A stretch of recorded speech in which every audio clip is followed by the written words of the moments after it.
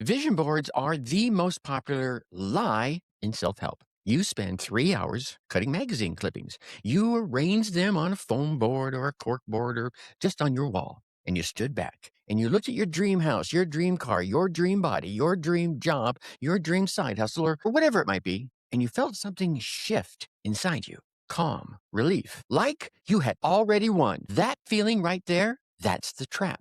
Most people think vision boards fail because they don't work. Wrong.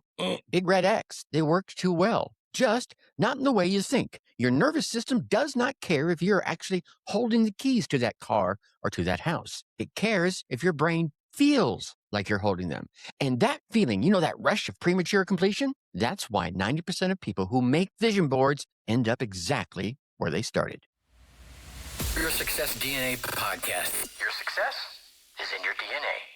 What is up? What is up? What the hell is up, my fellow success seekers? Welcome back to another episode of Your Success DNA, that podcast for my aspiring entrepreneurs and 9-to-5 escapees. Heck, it's really for anyone who wants to level up their game, because each episode delivers some mindset shifts, some habit upgrades, and a little dose of rebellion coming from yours truly, all designed to help you break free of convention so that you can build not just a business, but perhaps a life aligned with your version of success. So if you know someone who's dreaming of ditching the grind, but still makes time for a little personal development and sprinkle some self-help in there, go ahead and forward this episode to them. Okay, so let's get stuck right in, shall we? The mechanism is neurological. When you visualize something with enough sensory detail, when you see the texture of the steering wheel, when you can smell the leather and feel your hands at 10 and 2 of that car you're dreaming about, your brain's reward system lights up identically to how it would if you had actually acquired the thing.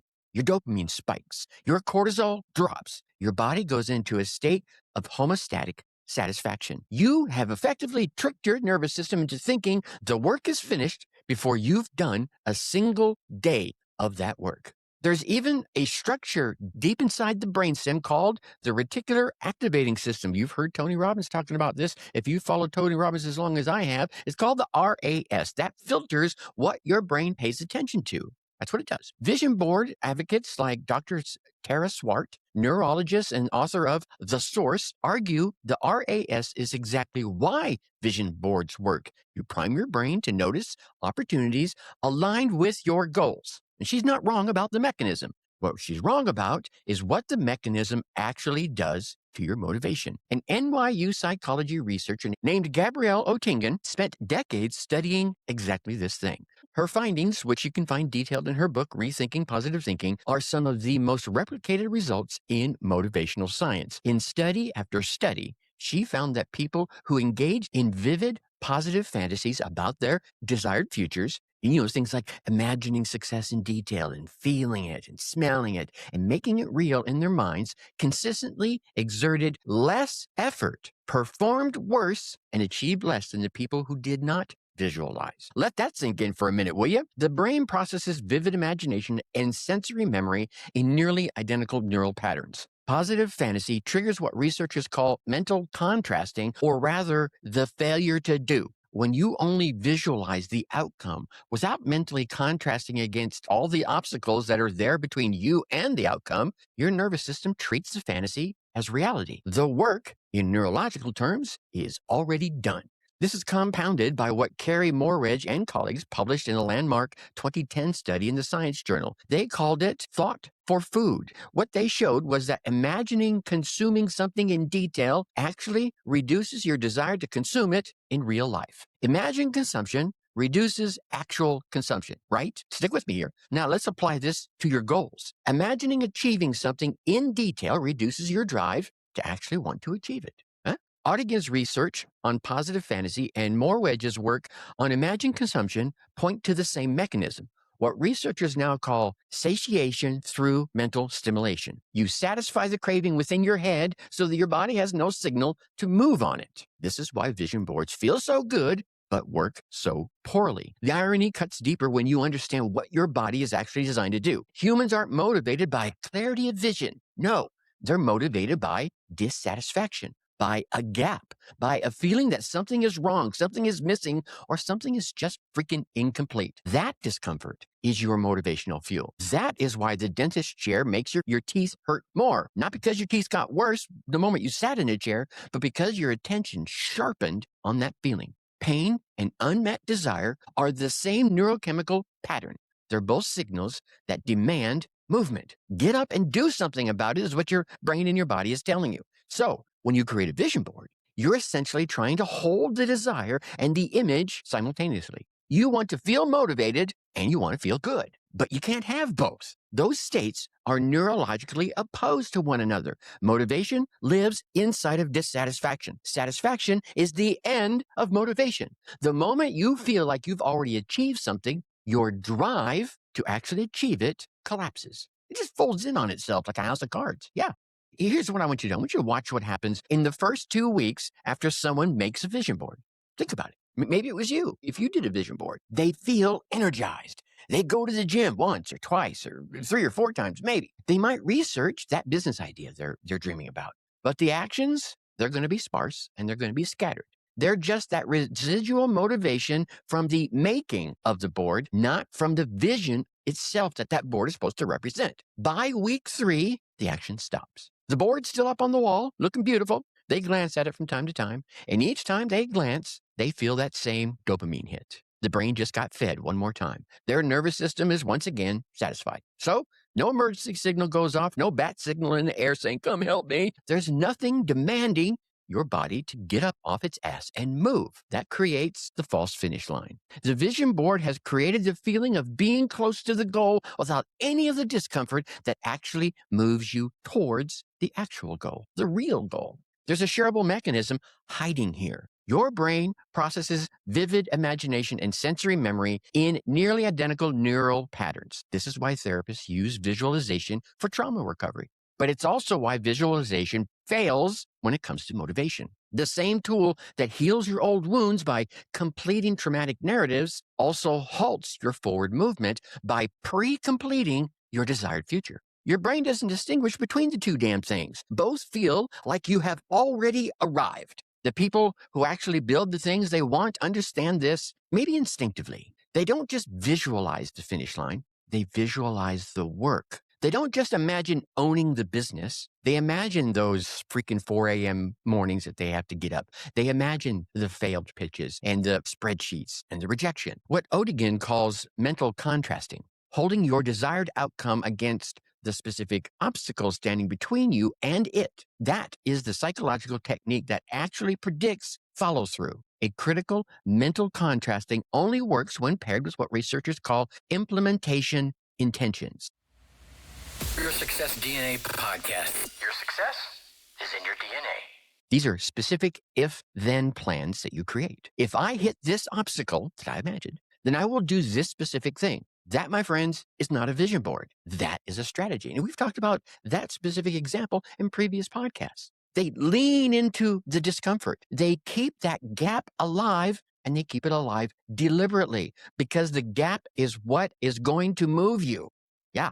And this is where it gets a little darker. Vision boards don't just fail you. They can actually harm your motivation in ways that is hard to reverse. Yeah. So come along with me on this one. Once you've gotten that dopamine hit from your visualization, your brain has a reference point. It knows what future success feels like. And now every day you don't actually have that thing, you're not just missing something abstract. You're missing something that your nervous system has already tasted. Your brain has been to the future, right? It got onto the DeLorean and it flew into the future. Your body knows what it's like to sit in that car. And the fact that you're sitting in a different chair or a different car or no car at all creates a micro frustration every single time you think about it. Some people call this cognitive dissonance. Researchers call it the expectancy gap. You've raised your internal expectation of where you should be. You've painted it in fine detail. You've felt it. You've smelt it. You've experienced it. And now reality, which hasn't changed, feels like a failure. This is why vision board enthusiasts often end up more depressed than when they started their vision board. It's not that they failed. It's not that they didn't create this amazing vision board. It's that they succeeded too early in their heads. And now the gap between imagination and reality feels impossibly wide. The board becomes a monument to inadequacy rather than a map to what's possible, to their possibility. And here's the cruelest part. The people who made you feel bad about not having a vision board, those motivational speakers and the life coaches and the Instagram accounts showing their vision board transformations, they are partially right. Vision boards do work. They work at one thing, making you feel motivated for 2 to 3 weeks. They work at tricking your nervous system into a neurochemical satisfaction. They work at creating the illusion of progress. And that's profitable if you're selling the next course, the next book, and the next advanced visualization technique. There is a reason the vision board industry exploded the moment social media exploded, because sharing your vision board, taking photos of it, getting likes and validations on it, that provides additional dopamine hits. You're not just getting the neurochemical satisfaction of imagining the future, you are getting real-time social validation for having the right dreams. You are on the right path. And that's even more addictive than the visualization itself. You're not being motivated, you're being domesticated. You're being trained to confuse enthusiasm with momentum, visualization with action, dreams with arrival. And it's working on you so thoroughly that you do not even question the framework. The bitter truth that arrives at the end of all of this is this. The people who achieve their visions rarely talk about their vision boards afterward. You never hear a self-made millionaire say, the thing that changed my life was that picture of the mansion that I cut out of Architectural Digest back in 2010. No, that's not what you hear. You hear them talk about sacrifice and timing and grinding through impossible doubt. And the moment they stop caring about what other people believed in them or not, you hear them talk about the specific micro habits that they had when no one was watching. You hear them talking about months where nothing worked and they wanted to quit, but they didn't. The vision board isn't a map, it's a sedative. So here's the trap. And the thing that is going to destroy the comment section, probably your comment section, because there's no clean answer to it. Some people do benefit from vision boards. The rare few who make a vision board and then almost immediately destroy it. You follow me on this. You look at it once and you let it sink in, and then you take it down. Yeah. Those are the ones who use it not as a permanent fixture to glance at every single day, but in a single moment of clarity before they return to the uncomfortable work of actually closing the gap between where they are and where they want to get. Those people report that the board actually helped them clarify what it is they wanted, separate it from what they thought they should want. Interestingly, Odigan herself doesn't say never visualize. She says never only visualize the positive. Her WOOP method, W-O-O-P, wish, outcome, obstacle, plan, is built around the positive vision at the starting point, then immediately contrasting it against the obstacles and then installing implementation intentions. This is the version that works. That's the version that no one is out there selling you right now. But those people aren't the ones posting vision board photos on Instagram. They're not the ones telling their friends about it. The people who talk about vision boards constantly are the same ones still using them as neurochemical substitution for their own motion. Yeah, you can choose, my friend. Do you want to feel like you're on your way? Or do you want to actually be on your way? Because your nervous system is begging you to pick the first one. It's so much easier. And at this moment, listening to these words, you already know which one you're going to pick. The vision you see is only real if the person who's looking at it is still hungry. And if you're tired of feeling motivated without moving forward, and you're ready to break free from the fantasy trap and start building some real momentum, then you're going to come on over and join the Unleash Your Success DNA newsletter. This isn't about another feel-good weekly dose of inspiration. This is a weekly reality check for my aspiring entrepreneurs and 9-to-5 escapees and anyone who just wants to level up. Each issue delivers more mindset shifts, more habit upgrades, all sprinkled with a dose of rebellion, helping you break free from convention to build not just maybe a business, but a life aligned with your version of success. No vision boards required, just uncomfortable truth that actually moves you forward. Going over to yoursuccessdna.com to become an insider now. So here's why this matters beyond vision boards. We're living in an era of stimulation satisfaction. Yeah, some of you are nodding. Oh my God, that is so true. Social media feeds us endless highlight reels that trigger some neurochemical response as actual achievement. Online courses promise transformation through informational consumption. Motivational content gives us the feeling of progress without the friction of actually progressing. Yeah, here's the bigger paradigm. We've created a culture that profits from keeping you in perpetual preparation mode. Raise your hand if you felt like that at times. My hand is up, just so you know. The self-help industrial complex doesn't want you to succeed. It wants you to feel like you are about to succeed, because that feeling is renewable. That feeling keeps you buying. Actual success, on the other hand, that, my friend, is a one-time purchase. The vision board is just one symptom of a much larger disease, the commodification of your dissatisfaction, your restlessness, your hunger for more. That's not a problem to be solved. That's a fuel to be used, but only if you stop feeding it fantasies and start feeding it action. So, all that said, here's your whiskered wisdom for this week. Motivation lives in the gap, not in the goal. The specific action you need to take right after you're finished listening to this episode, heck, you could take it right now. If you have a vision board, take it down. Not because vision boards are evil and they don't work, but because you need to feel the discomfort of not having what it is you want. You need to remember what hunger feels like. Sit with that restlessness for a full day and don't try to fix it. Don't try to visualize it away, or don't try to meditate yourself through it. Just feel it. That discomfort that you're trying to escape, that, my friends, is your engine. So please stop sedating it and start using it. Look, you already know what it is you need to do. You've always known. Anybody who's taken the time to listen to this episode this far in, you've always known. The vision board, the courses, the podcast, including this one, they're really all just sophisticated ways of avoiding the one thing that actually changes your life, starting before you feel ready. Your dreams don't need another damn vision board. They need a builder. And that builder is sitting right there, listening to these words right now, knowing exactly what your next move is. Stop dreaming your way out of doing and start doing your way into becoming. Think successfully and take action.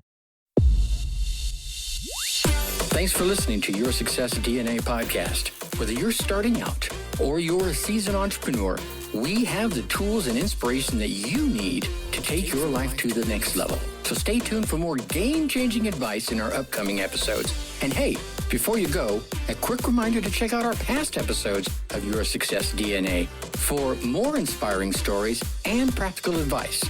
And if you've loved what you heard, leave us a review and share this podcast with your friends and colleagues. Let's all level up our lives together, shall we? Remember, your success is in your DNA.